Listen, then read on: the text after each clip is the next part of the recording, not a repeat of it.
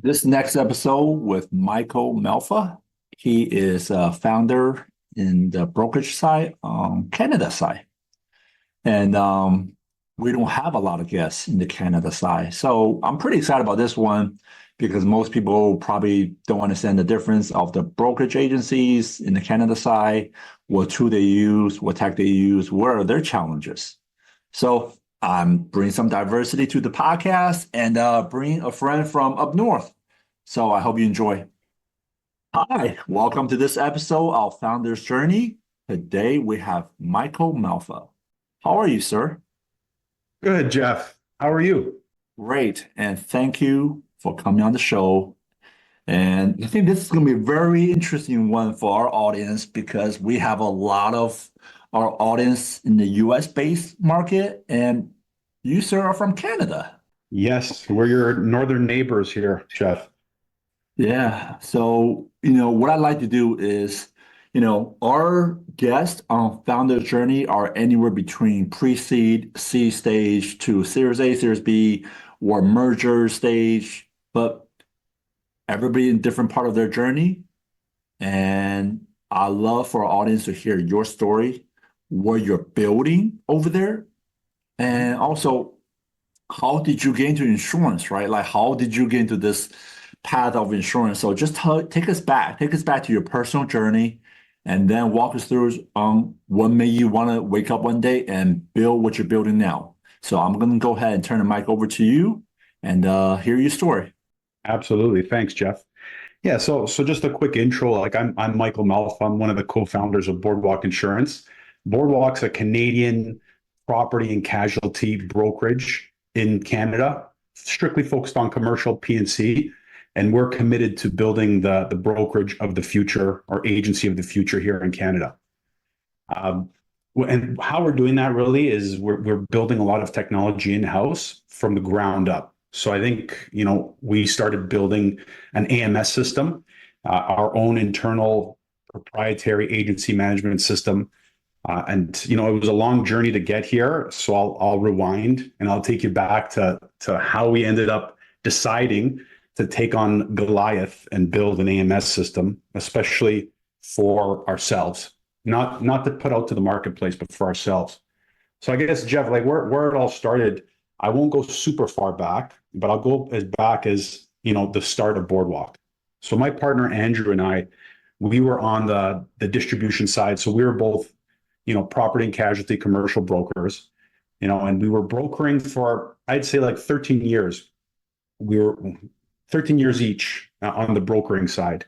And we were getting to a point where, we were starting to feel the burden of managing a really large commercial book of business. We were starting to feel all the inefficiencies, clients, we couldn't give that level of service to clients that they were expecting. So we wanted to scale. We wanted to scale this thing, and we wanted to find a way to really deliver that experience to customers on a larger level. So we looked at technology. And, we're two brokers, no business in developing software, but we somehow ended up down this rabbit hole. And we started really prototyping, doing a lot of mock-up stuff, a lot of prototyping, trying to build like a front-end system for customers. So like a really front-facing system for insurance to go on and purchase and manage their insurance. But then what we ended up finding quickly as we did some quantitative research, we found that customers don't want to go onto a website to buy insurance, especially mid-market commercial buyers. They want to transact and interact through a broker. They want to pick up the phone or send an email to my broker. Like, I'm going to call my broker Jeff. So we had to figure out, okay, that's great. So what we need really is we need like a bunch of really good brokers. So there's two problems that we encountered. Number one, was tough to scale. How many good Jeffs can you find? So like we had to really try to start developing really good brokers. So we went back and started looking at what is it going to take to develop a really good broker. Brokers, as I say, are effective. So it's a very effective distribution model. And we're not trying to change that. We're trying to amplify that. So, like a Jeff is very good, There are good Jeff Shees, Mike Malfas, but we need to make them even better or get them to that point. This is the blueprint. But then the thing is they're not necessarily efficient. The brokerage model is not efficient. Think about it, Jeff. When you're brokering, and we've both been on that side, you have so many balls in the air, sometimes more than you can count, and it's difficult to have the time to get through your backload of work and try to give that experience to the clients. The processes, the systems, the technology, it's not necessarily optimized for that. So, we have an effective broker now. Now we're focused on building effective brokers. How do we make them efficient? So the only way we found to make them efficient is to give them a really enhanced workflow and enhanced systems and software. So we're using technology to make them more efficient, make them more effective, allowing them to give that experience to the clients. Are you guys building front-end raters, CRM, AMS downloads? Are you guys building software to bolt on with other software who are CRM, AMS raters? Or, can you take us through that? And also when if you are building rater, is it personal line, commercial line? Can you take us a little bit through that? Yeah, absolutely. So in Canada, all personal lines is done through a rater. All standard business goes to the rater. If it's high net worth, obviously that's just, I'm sure it's similar in the US. It's to the regular submission process, similar to commercial. So we didn't tackle that because we're so commercial focused. There's no raters that handle commercial in Canada. There's zero raters. So everything is a manual submission. So we're not integrating right now with any raters at this time because there's no benefit to our business. And we also looked at API integration with carriers. The thing is that API integration wasn't necessarily top priority for the carriers when we brought it up. They're trying to bring their systems into the current age. So they're all updating their systems to Guidewire or whatever other systems are out there that are very current. Not looking at integration at this time, especially with brokers. So we had to kind of build our own kind of workflow internally and our own technology internally to work around this. We're not integrating with there's no rater access for commercial. There's no APIs. So we kind of built a really streamlined approach to capture data into the system and get it to the carriers efficiently and effectively, and manage that policy lifecycle with a few clicks of the button. So really this experience that we built is all backend. It's all AMS and it's all utilized right now by the brokers. So the clients don't even see the system because the clients don't want to see it. They don't want another login, another portal. They want to, like I said, they want to call their broker, but how can their broker be available to give them that level of service they're expecting, like pick up their phone call, get changes made effectively, efficiently right away. So that's what the system's optimized to do. And that's all the system we built in the back end here. No downloads right now, but we are exploring that, Jeff. We're exploring the downloads. That won't be very difficult to do. It's just a little bit further on our roadmap. Gotcha. So are you outsourcing developers? So when we started, we outsourced it. We outsourced it to do the prototype. So we did our MVP offshore, tested it, and then after we ended up bringing it onshore. So right now we do have our development happens onshore and it's happening internally at BoardWalk. So we do have a full stack developer. We have a product lead. So we've just found that the quality of work has improved drastically since we brought it onshore. Yeah.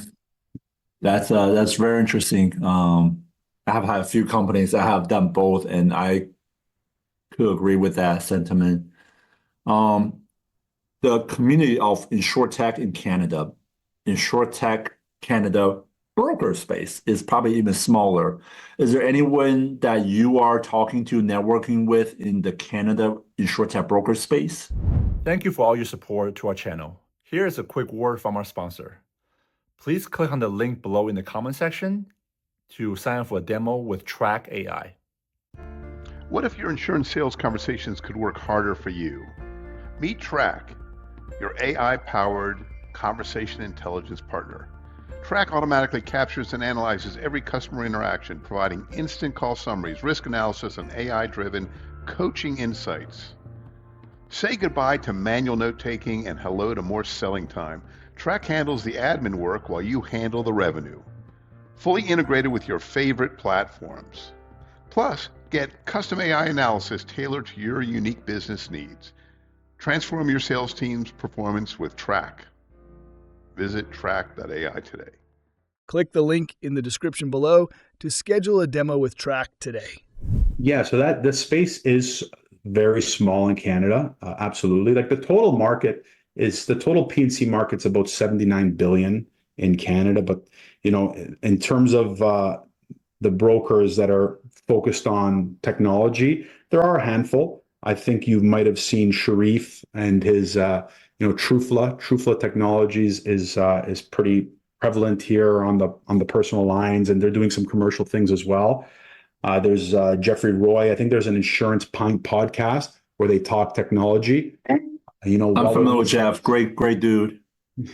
Yeah. So Jeff is very popular in the U.S. Like he talks to the Ryan Hanleys. He talks to yourself. So he does well getting out there and advocating for the Canadian insurance space. What is your goal in the next couple of years?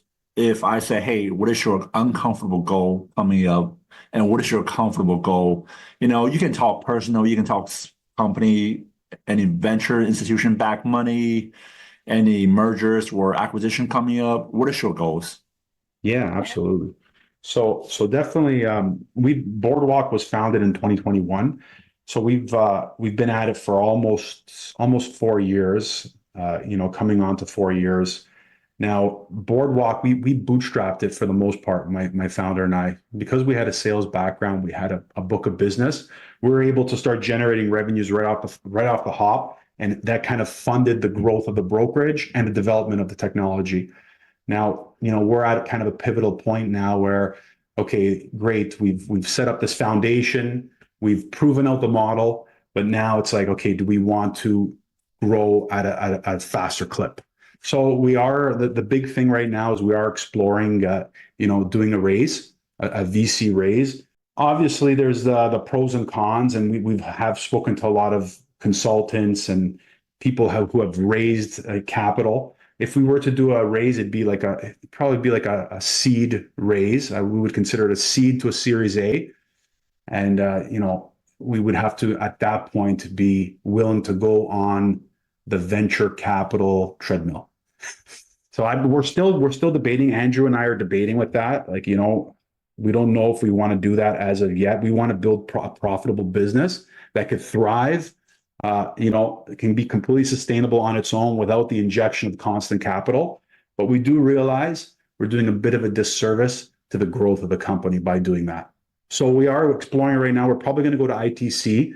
I don't know if you're going to be there, Jeff. I'd love to catch up with you there. I'll be there, and we're going to do an interview together on the spot. Nice. Let's do it. But yeah, so we're going to ITC finally this year. The last few years we didn't go because we weren't sure. We weren't in a position yet to be exploring venture capital, but now we're more open to it. We're doing more research. We're preparing our data room. We're preparing, we're refining the business model a little bit to prepare ourselves for a venture capital raise, if that is the route we choose. So that's kind of like my big goal. I have a brokering background. I don't have a background building startups. So that's kind of an area that I'm not super comfortable in. I'm not super comfortable or confident in raising capital. I know how to run a brokerage, but that's completely out of my comfort zone. So, we're just trying to do some back end work to prepare for that. I'm a big cheerleader for you. And I'm a big cheerleader for the space, right? So many people focus on softwares, and I think InsurTech brokers is the best of both worlds. We build softwares, and on top of that, we have a legitimate business with big cash flow. So my personal story, I come from the space. So if you're a venture guy listening in the space, make sure that you connect with Michael. I'm going to put all of his contact in the comment below. And hey, you know what? Now, if you see him at ITC Vegas or InsurTech Insights or any of the insurance events in the future, flag him down, but connect with Michael. So I want to get back on track because I'm not just here to cheer you on. I want to ask you some questions. What was the partnership like with your co-founder at the beginning stage? It's like, hey, let's go in this as a together. Like, what do you guys each bring to the table that's similar and that's different? Yeah, that's a great question, Jeff. Great question. So we both had, and I think this is a great question because going into a partnership, it's always very important. You're getting into bed per se, getting into bed with the right people, because this is going to become like your life partner, like your spouse almost. We end up spending more time with each other than we spend with our spouses. So it's you kind of have to get along. There has to be those synergies, but you have to be aligned. So from the very start, Jeff, like we sat down and we thought far out. Let's think like 5, 10, 15 years out. Where do we want to be? This way, we kind of aligned our expectations for the long term. So, there's a lot of distractions along the way, as you know, the shiny objects pop up, the squirrels. At least this way, we both have an understanding of where we want to get to, and we could stay aligned and stay, completely on the same page with one another. So I think that was important from the beginning. We both were aligned on the need for technology coming into our industry. We're both big proponents, like you said, Jeff. Like we advocate for the insurance industry, especially the distribution side. Brokers are key to this business. How can we make brokers even better? How can we give them the tools to succeed, to grow profitable portfolios of business? So we always were aligned on that. Andrew, what he brought to the table was more of like a real product mindset. He worked on reinsurance. He worked in adjusting, loss adjusting, distribution. So he has a pretty well-rounded background in insurance, but he also has like a science background. So he brings that kind of product approach. Everything Andrew thinks of is like kind of problems and solutions. So he'll really, I'll uncover these problems, and Andrew's usually the one to come up with a solution, whether it be technology, workflow, usually technology. When there's a problem, he's usually building out some kind of tech with our dev team to address it. And I kind of bring that sales aspect, the rah, like, let's take the company here. This is where we need to go. Let's build a team. Let's drive the revenues. Let's drive customer sentiment. So that's kind of like what we both bring to the table. And it's been beneficial thus far. It's allowed us to get to where we've gotten today. That's amazing. I need to get Andrew back on the show. Is your personality similar too?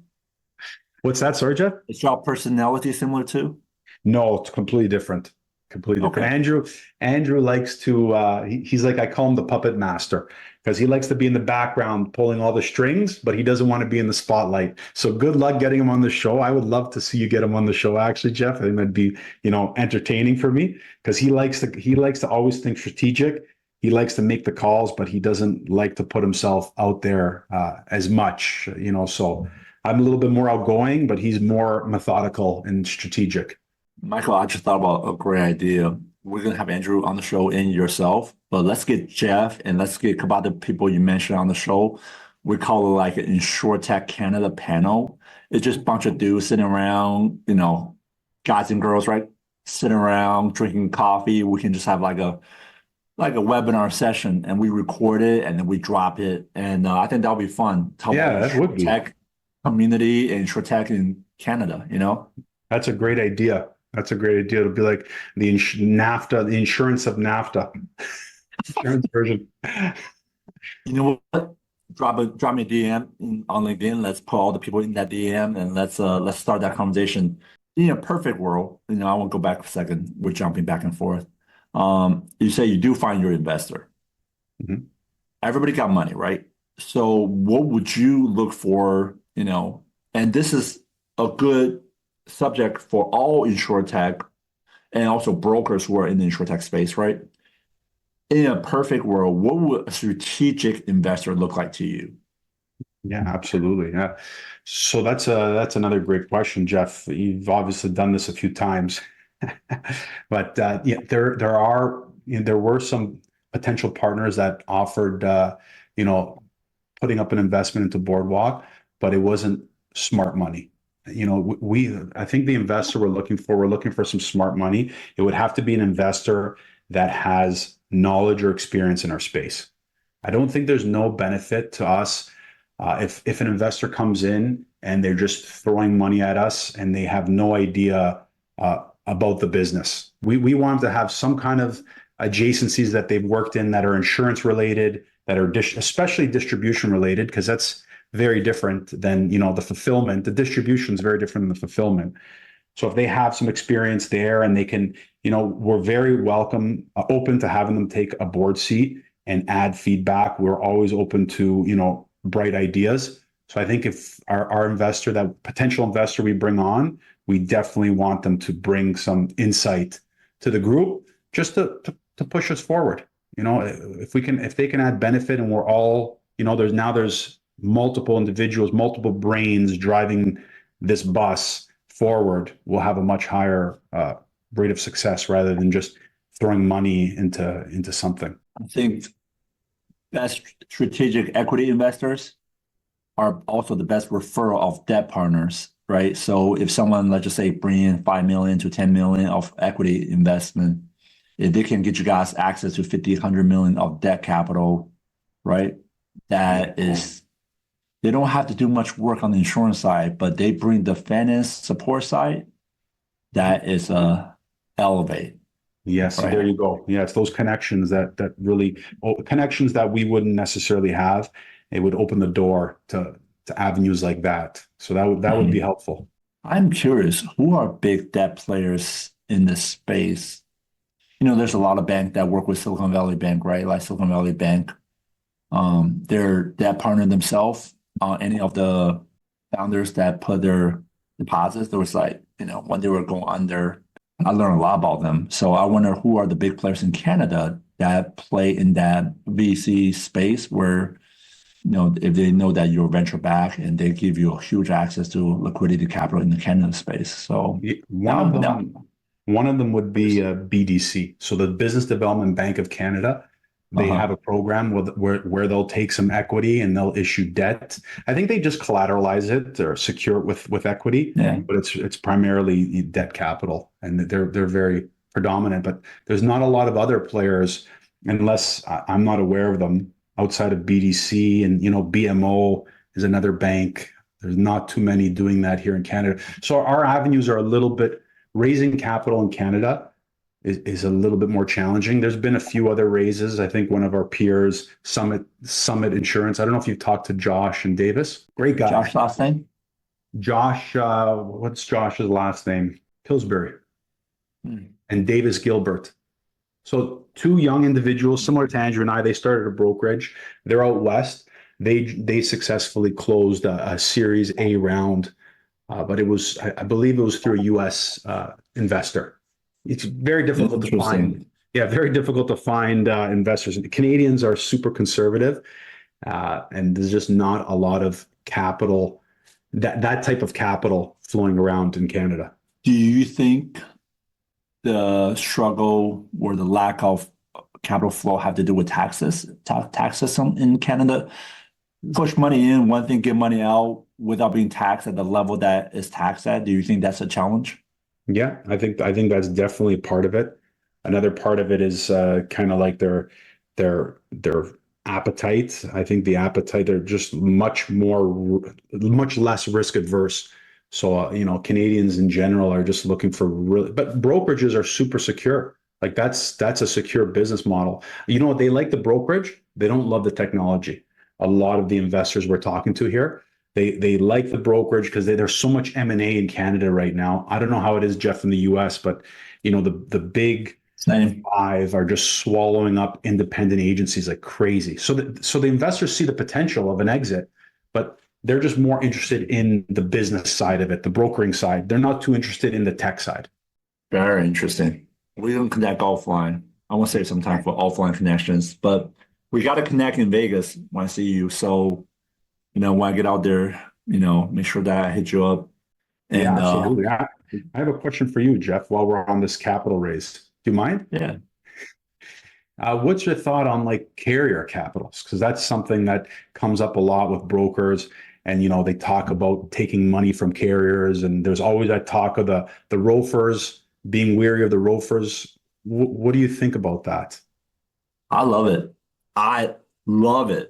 And because carrier, they also have their own challenge, right? They're using their premiums as a flow to invest that money. And, if they are investing, let's just say hypothetically, I'm just making things up, right? Like Vancouver Mutual LLC, right? Or Vancouver Mutual Insurance Company. You are a big distributor of them, and they see what you're doing. They want you to grow yourself more, so you end up distributing their product more. It's a perfect marriage, right? Everybody align, everybody win. And on top of that, if they take an equity position on your company, on your capital, right? At the end of the day, they see the inside, right? They open the skirt up, they see the inside, and your business model is pretty much a fixed business model, right? Like carrier business model, if they are based on combined rate to win and investments, both model investment is a variable model, right? Because some days you lose, some days you win. And if you are basing your profit on combined rates, some years you win, some years you lose, right? So basically, carrier have two business model, and they're both variables. And by them investing in you as an agency whose revenue based on renewals, you pretty much have a fixed business model. So now the carrier get diverse their portfolio in a fixed business model. They open your skirt up, they see what's inside, they know you're profitable, they know that you are on not a hockey stick, but they know that you are continue on a accelerator line like that.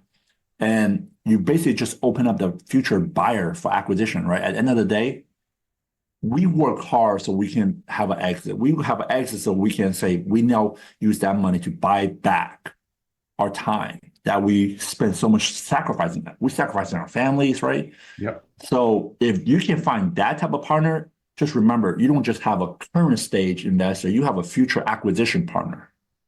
You just got to make sure that in your contract, if they say, hey, we have a first right of refusal to buy you, you got to make sure that, hey, whether buy you at predetermined price or buy you at fair market value, allow you to go get two other offers and they have to match it. Okay. No, it's good to know. And how do other carriers view it? For example, we're obviously brokering, you're representing multiple insurers. If you take capital or you take equity, whether it be debt equity or just capital equity from a carrier, how do the other insurers view that? Is it like frowned upon, or are there no issues with it? I'm Travelers, and you're funded by Hartford. Does that bother me as Travelers? No, I don't think so. At the end of the day, if you look at like the U.S. insurance space, right, like Travelers, USA, Progressive, Nationwide, all of their call centers all offer independent insurance product as well. So they sell other carriers' product, right? So if you worry about the conflict of interest, that line has been blurred so long ago. At the end of the day, everybody wants variable and fixed incomes. Okay, good. No, that's good feedback. Yeah. So if you got those conversations, keep going, right? And I'm around. If you ever want to pay me on it, I'll give you my feedbacks. Absolutely. I appreciate that. All right. Well, I'm gonna wrap this up with a couple questions. A year from now, where do you see you guys at a year from now when you come back on this podcast? Is there anything interesting that's happening down the road that we should be aware of? Yeah, so I think in a year from now, I think what we're really striving to achieve right now, like we talked about, I mentioned early on, I didn't elaborate, but I mentioned that efficient broker, how brokers are effective but not efficient. Like that's my big thing. Like, a good broker is super effective. Their close ratio is up, their customer service is up. Clients like dealing with them. They're not efficient though, because they can only manage so much business. So I think right now we've been building a lot of efficiencies with the technology. So we're making these good brokers effective. So we're taking a broker that can manage, a portfolio of say, $3 to $5 million in commercial business, and now they can manage 10 million with not a lot of additional human resources. Obviously, there's still, service staff that needs to come with it, but you don't need to put a massive team around someone to manage a large book of business and still keep that service level up. So I think now that we've worked on so much of the efficiency formula, now we want to work on the effective formula. So making brokers effective. So taking new entrants into the industry and basically ramping them up to be top performers, top producing brokers. And in combination, now we have this amazing broker that we've developed. We've given them access to these tools that can, they can grow. Now they can grow exponentially. Their book of business can grow exponentially. So I think in a year's time, we're really focused on building this producer accelerator. So we've already started it. We're already piloting it. We've developed the criteria. We have a syllabus. We have modules. We have checkpoints. And now we're starting to pilot it with some junior brokers. These are individuals that are coming net new into the industry, Jeff. Like they could have some sales background. Maybe they had a little bit of underwriting background. Maybe they had no insurance background, but they had sales. So we're trying to take these individuals, or they had banking experience, and we're trying to really mold them into top performers. So by next year, I want to have, this producer accelerator down to a T. I want to have at least 10 producers that have gone through it net new, and they're all producing, significant volumes of business. That'll make me like really happy, because now we're solving another bottleneck in our business, is finding good brokers on the commercial side. So now we have the good brokers, we have the technology, we've basically solved all the bottlenecks in the business. That's awesome. And I am excited for you to build that out, the software. And you know what? It might not be a bad idea to partner with some of the Canadian rivalries and friends that you have in your community.